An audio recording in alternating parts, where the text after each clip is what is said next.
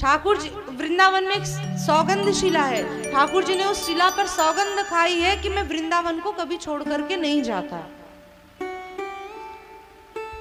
ठाकुर जी जिस समय वृंदावन से मथुरा भी गए थे तो ठाकुर जी का वो नंद नंदन स्वरूप तो वही था, वो तो ऐश्वर्य स्वरूप। वहां मथुरा तो देवकी नंदन गए थे, नंद नंदन तो आज भी विराजमान है, श्यामा श्याम आज भी विराजमान है कि ब्रजवासी वल्लभ सदा मेरी जीवन प्राण, इनको ना ही बिसारी हो मोहे नंद बाबा की यान।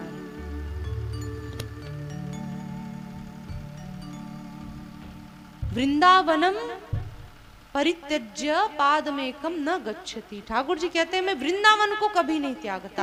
तो भाई क्यों ना अपने आप को ही, अपने हृदय को ही वृंदावन बना लो कि ठाकुर जी खुद खींचे चले आए, ठाकुर जी खुद खींचे चले आए। तो ठाकुर जी से बधाई में वृंदावन। कहते हैं कि जिस समय ठाकुर जी भाई, क्योंकि नंदस्त्वात्मज उत्पन्ने जाता लादो महामन आहुय विप्रान वेद ज्ञान स्नातः सुचिलंकृतः। कहते हैं नंद जी के आत्मज उत्पन्न हुए हैं। कहते हैं सारे ब्रजवासी इतने आनंद में है, इतने आनंद में है, ना उनको खाने का सुध, ना पीने का सुध, ना सोने का सुध, भूल गए हैं। कहते हैं इतना उत्सव मनाया गया, इतना उत्सव मनाया गया, इतने वाद्य बजाए गए कि सारे वाद्य फूट पड़ गए। भाई कितना दिन बजेगा ढोल, कितनी दिन बजेगा। कासा मजीरा के वो बेचारे भी टूट गए। कहते हैं जब कुछ नहीं मिला तो भागवत जी में वर्णित है कि अवाद्यंत विचित्राणि वादित्राणि महोत्सवे। कहते हैं कि बड़े विचित्र विचित्र वाद्य बज रहे थे, क्योंकि इतने दिन से वाद्य सब बजा रहे थे, सब फूट फट गए। कहते हैं जब कुछ बजाने को नहीं मिला तो कोई ब्रजवासी थाली चम्मच बजा रहा, किसी को जिसको जो मिल रहा है वो वही बजा रहा। अरे किसी को कुछ नहीं बजाने को मिला तो अगले वाले व्यक्ति के सिर पे बाल नहीं तो उसे ही बजा रहा, किसी की कमर बजा रहा, कोई पेट बजा रहा, बड़ा पेट है तो भाई चल तेरा किसी काम तो आ रहा है। सारे ब्रजवासी आनंद मग्न। मतलब मैंने कहा ना देहाभिमान शून्य, किसी को बुरा नहीं लग रहा है, किसी को बुरा नहीं लग रहा, बस सब प्रसन्न है, प्रसन्न है, इतने आनंद में है। अभी वृंदावन में एक भाव है, कहते हैं कि वहां तो ब्रजवासियों ने इतना उत्सव मनाया, इतना उत्सव मनाया, कहीं कहीं ये भाव है कि कहते हैं यशोदा मैया तो छठी मनाना भी भूल गई, ठाकुर जी की छठी मनाना भी भूल गई। कहते हैं ठाकुर जी को 1 वर्ष होने को हो गए थे। किन्हीं संत जनों का ऐसा भाव कि ठाकुर जी को 1 वर्ष होने को हो गए थे। मतलब अब कल जन्माष्टमी है, मतलब लाला अब 1 वर्ष को है जाएगा, आज सप्तमी है। तभी किसी गोपी ने याद यशोदा मैया को दिलायो कि अरे मैया कल तो लाला 1 वर्ष को है जाएगा और तुमने अभी तक छठी नहीं पूजी। कहते हैं कि ठाकुर जी को 1 वर्ष होने में 1 दिन बचे थे, तब यशोदा मैया ने उनकी छठी पूजी। आज भी आप नाथ द्वार चले जाओगे ना, श्रीनाथ जी जन्माष्टमी से 1 दिन पहले उनकी छठी मनाई जाती है, अगले दिन उनकी जन्माष्टमी मनाई जाती है। क्यों? क्योंकि भूल गए। कहते हैं कि इतना उत्सव क्यों मनाया गया? कहते हैं ठाकुर जी अष्टमी को हुए थे, तो जितनी अष्टमी आती सारे ब्रजवासी सारी अष्टमी में। ठाकुर जी का जन्म बुधवार के दिन हुआ था, तो जितने बुधवार आते सब में उत्सव मनाए जाते। सारे ब्रजवासी बस आनंद में है, उनको कोई खबर नहीं। लेकिन भागवत जी में भाव है, कहते हैं कि ठाकुर जी जब 6 दिन के हुए और भाई ठाकुर जी का जन्म हुआ। कल मैंने कथा सुनाई थी कि देवकी के 8वें गर्भ को, जो कि कंस का काल है, तो कंस तो ढूंढ ही रहा था। तो कंस की तो मीटिंग बैठी थी कि भाई जो यशोदा की लाली, जिनको वसुदेव जी लाला को लिटा करके यशोदा की लाली को लेकर के गए थे, कंस ने जैसे ही उनको मारने का प्रयास किया तो कहते हैं उनके सिर पर पाद प्रहार करके आकाश में वो अष्टभुजी प्रकट हुई, जो कि आज विंध्याचल में आज भी विराजमान है। उन्होंने कहा कि अरे तू मुझे क्या मारेगा, तुझे मारने वाला तो ब्रजमंडल में जन्म ले चुका है। तो कंस ने पूछा कि कहाँ जन्म लिया है? बोली ये तो मैं नहीं बताऊंगी, तुम खुद खोज लो। अब भाई ब्रजमंडल छोटा थोड़ी ना है, पूरा ब्रजमंडल कितना बड़ा, 84 कोस, 84 कोस बड़ा है ब्रजमंडल। 84 कोस मतलब एक कोस में कितने किलोमीटर होते हैं? एक कोस में 3 किलोमीटर होते, तो भाई 84 कोस है तो क्या ब्रजमंडल छोटा है? तो भाई माता ने तो बता दिया कि ब्रजमंडल में तुम्हारे शत्रु का जन्म हुआ है, तुम्हारे काल का जन्म हुआ है। अब कंस पूरे ब्रजमंडल में कहां खोजे कि मेरा काल कौन है और किस घर में हुआ है। मीटिंग बैठी हुई थी, उसी समय उसमें से उठी पूतना। पूतना ने कहा कि मैं ढूंढूंगी और मैं तुम्हारे काल को मारूंगी, कंस से कहा। तो कंस ने कहा कि तुम कैसे मारोगी? बोली कि मैं अपने पयोधर में विष लगा करके ब्रजमंडल में जितने भी 10 दिन के भीतर जितने बच्चों ने जन्म लिया है, मैं जा करके उन्हें अपना दूध पिला करके मार दूंगी। तो 10 दिन के भीतर जितने बच्चों ने जन्म लिया है, तो उनमें से तुम्हारा एक काल शत्रु जो है वो भी मारा जाएगा। तो कंस ने कहा कि तुम्हारा स्वरूप इतना कुरूप है, तुम इतनी भयानक हो, तुमको घर में जाने कौन देगा? तुम्हें अपना बच्चा कौन देना चाहेगा? तो पूतना ने कहा तुम उसकी चिंता मत करो। उसी समय पूतना ने अपनी माया से अपना इतना सुंदर स्वरूप बना लिया, इतना सुंदर स्वरूप बना लिया जैसे वैकुंठ से साक्षात लक्ष्मी उतरी हो। कहते हैं कि एक बार देख करके तो कंस भी मोहित हो गया। कंस ने कहा अरे भाई, अब तुमने अपना इतना सुंदर स्वरूप बना लिया कि अब तुमको कोई रोक नहीं सकता। और अब पूतना निकली। कहते हैं कि पूतना जैसे ही ब्रजमंडल में प्रवेश की, 10 दिन के भीतर जितने बच्चों ने जन्म लिया था सबके घर में जाती चुपके से और उनको अपना दूध पिलाती। अपने पयोधर में विष लगा करके तो गई ही थी और दूध पिला करके सारे बच्चों को मार दिया पूतना ने। और जाते जाते वो ढूंढ रही कि कंस का जो शत्रु है वो कहाँ है। मार तो सबको रही है, लेकिन ढूंढ रही कि भाई वो साधारण तो नहीं होगा, जो है इतनी आसानी से तो नहीं मरेगा। कहते हैं कि पूतना उस समय गोकुल में जैसे ही पहुंची, भाई ठाकुर जी का जन्म उत्सव मन रहा था, उस समय इतने अबीर गुलाल उड़ाए जा रहे थे कि आसमान भी रंग बिरंगे हो गए थे। आसमान भी रंग बिरंगे हो गए थे। पूतना ने जैसे ही देखा, पता चला कि यहाँ पे किसी बालक ने जन्म लिया है, उसका उत्सव मनाया जा रहा है। तो पूतना ने कहा इतने जोर शोर से उत्सव मन रहा है, कहीं कंस के काल ने कहीं यही तो जन्म नहीं लिया। पूतना पधारी गोकुल में। कहते हैं पूतना का स्वरूप इतना सुंदर, इतना सुंदर। कहते हैं कि जो ब्रजवासी उन्मत्त होकर के कीर्तन कर रहे थे, भजन कर रहे थे, नाच रहे थे, कूद रहे थे, गा रहे थे, जैसे ही पूतना को देखा सबका कीर्तन भजन नाचना गाना सब रुक गया। इतनी सुंदर पूतना बन करके आई कि सारे ब्रजवासी मोहित हो गए पूतना के ऊपर। एक ब्रजवासी तो वो जैसे ही पूतना को देखे उसके मुंह तो खुले रह गए कि इतनी सुंदर, इतनी सुंदर। एक ब्रजवासी तो अपने मैया के पास भागो गए हो। अब देखो आज की जो कथा होगी ना वो ब्रज भाषा में ही चलेगी। आप लोग भाव से, बड़ी मीठी भाषा है वृंदावन की ब्रज भाषा।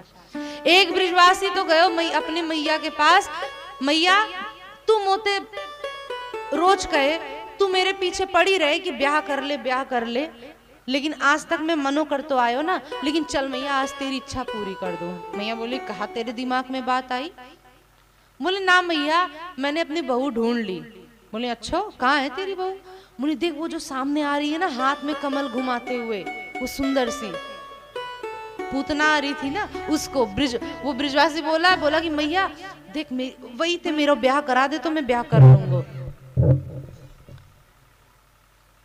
मैया बोली अपनो मोड़ो देखो ये बंदर जैसो, तू आते ब्याह करेगो वो तो ते ब्याह करेगी, भाग यहां से। कहते हैं सारे ब्रिजवासी मोहित हो गए और कहते हैं ब्रिजवासियों की, केवल पुरुषों की यही हालत नहीं थी, वहां की जो गोपियां थी उन लोगों ने जैसे ही पूतना को देखा उनके भी मुंह खुले के खुले रह गए। बोली अरे अभी तक तो हमको ये लगता था कि नंद रानी के यहाँ नीलमणि जैसो लाला भयो है, ठाकुर जी जैसे नीलमणि लगते, सबको ऐसा लगता था कि साक्षात नारायण ने अवतार लिया है, इतने प्यारे इतने सुंदर। गोपियों ने कहा हमको तो अभी तक लगता था कि अभी तक हम असमंजस में थे, हमको लगता था कि नंद बाबा के यहाँ नारायण ने जन्म लिया है, लेकिन अब तो पूरा पक्का हो गया। क्यों? क्योंकि साक्षात लक्ष्मी मिलने आ रही है। पूतना तो जैसे ही गोपियों के पास आई, गोपियां तो एक टक देखी जा रही हैं उस पूतना को, और सुंदर तो सुंदर, आवाज इतनी मीठी बना करके बोली। गोपियां बोली सुंदर भी इतनी और आवाज इतनी मीठी। वो तो एक टक दो, तभी पूतना ने कहा अरे मैं पूछ रही हूँ कि नंद बाबा को घर कहाँ पे है।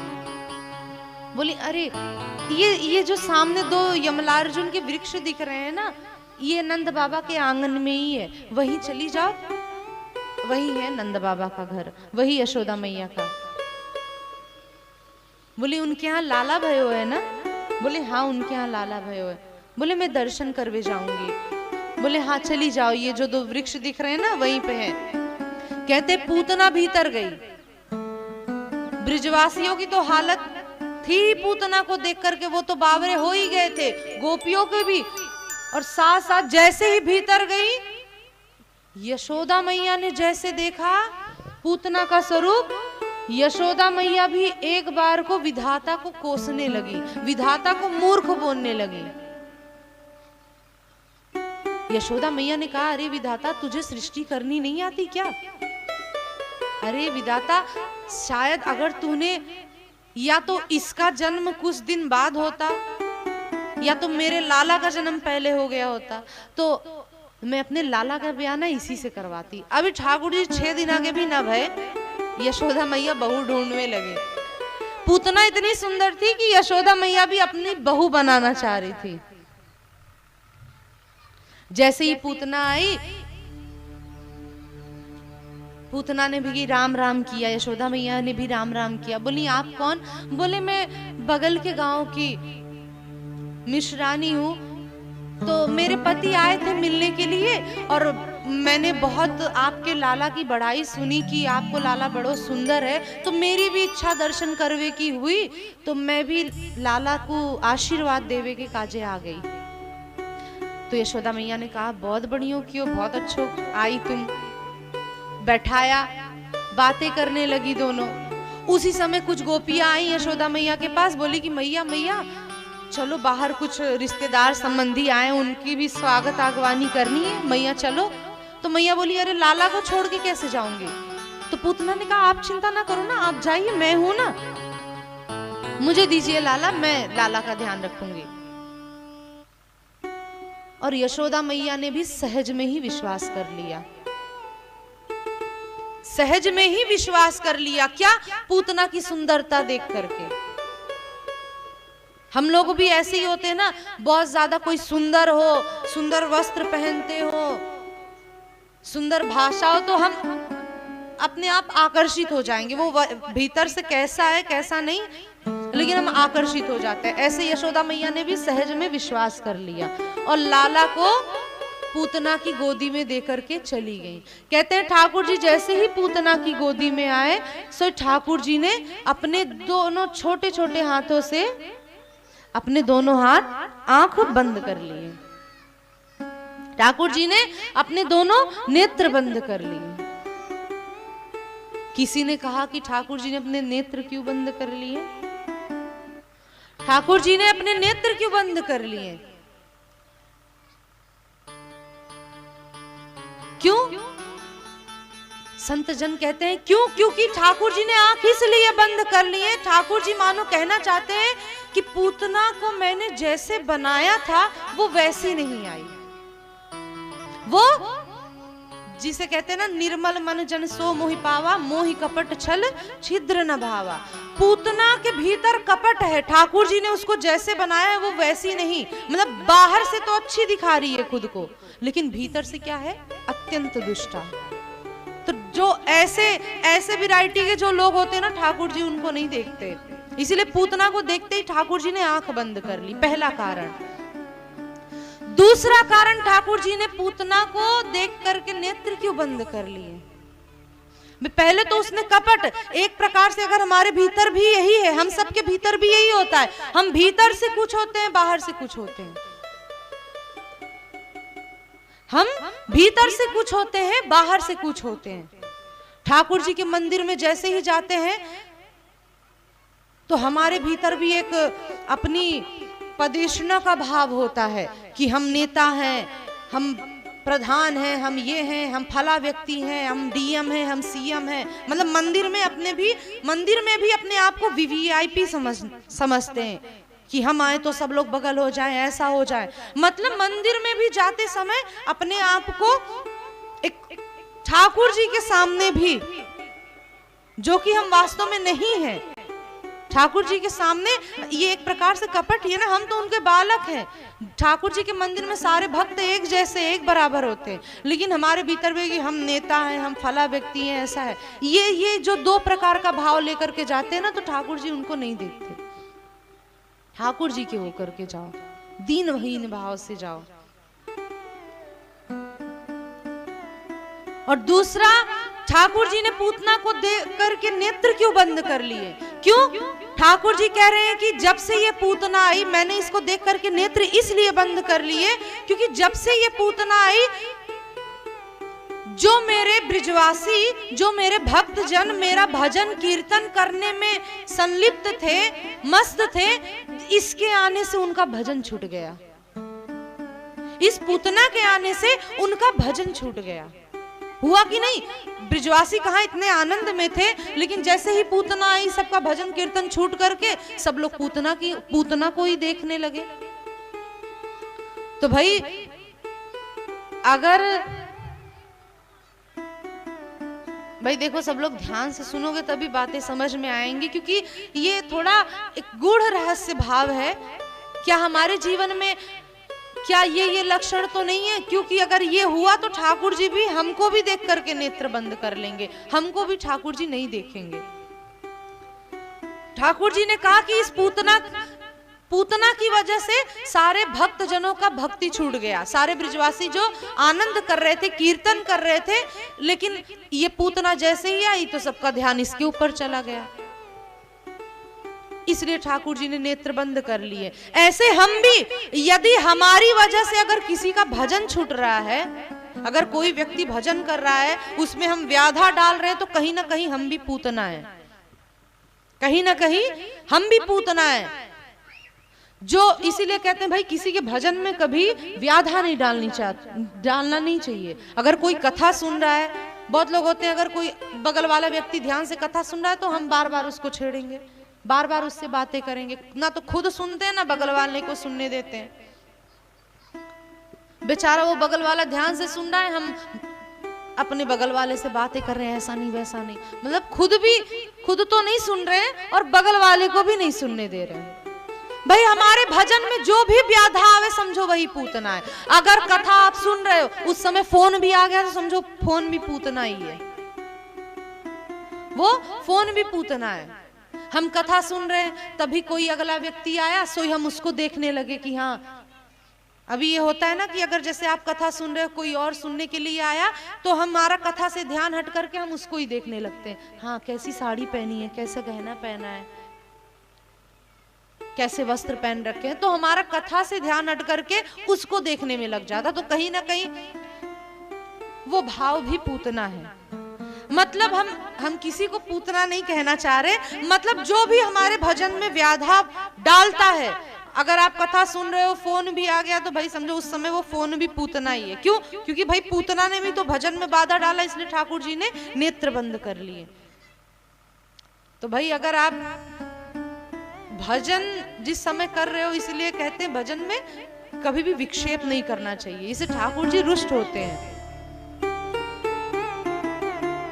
और तीसरा भाव यह है कि ठाकुर जी ने पूतना को देख करके नेत्र क्यों बंद किए? ठाकुर जी ने कहा कि अगर इसके भीतर विकार था तो ये मुझे बताती ना, मुझे कहती। भाई देखो, ठाकुर जी ने कंस को देख करके आंखें नहीं बंद की, शिशुपाल को देख करके आंखें बंद नहीं की, रावण को, शूर्पणखा को, इन सबको देख करके ठाकुर जी ने आंखें नहीं बंद की, लेकिन पूतना को देख करके क्यों आंखें बंद की? क्यों? क्योंकि पूतना ने खुद को छिपाया। भाई किसी वैद्य के पास अगर आप जाते हो तो उसे अगर आप अपना रोग बताओगे तभी तो आप ठीक होगे ना कि वैद्य के सामने अगर हम अपना रोग छिपाएंगे तो हम कहां से ठीक होंगे। तो भाई ठाकुर जी रूपी वैद्य, अगर हम रोगी हैं, हम विकारों से भरे हुए रोगी हैं, तो हमें ठाकुर जी के समक्ष जा करके अपने रोगों को बताना चाहिए ना कि उसको हम छिपाएं। तो भाई भाव तो बहुत सारे हैं कि ठाकुर जी ने अपने नेत्र क्यों बंद कर लिए। तो ठाकुर जी ने पूतना को देखते ही आंखें अपने नन्हे नन्हे हाथों से अपने आंखों को बंद कर लिया। लेकिन पूतना तो जिस लक्ष्य से आई थी उसे पूरा करने के लिए पूतना ने ठाकुर जी को गोदी में लिया, और जैसे ही अपने कोई तो ये भी कहता है, ये भाव भी है, कहते हैं कि ठाकुर जी ने नेत्र क्यों बंद किए?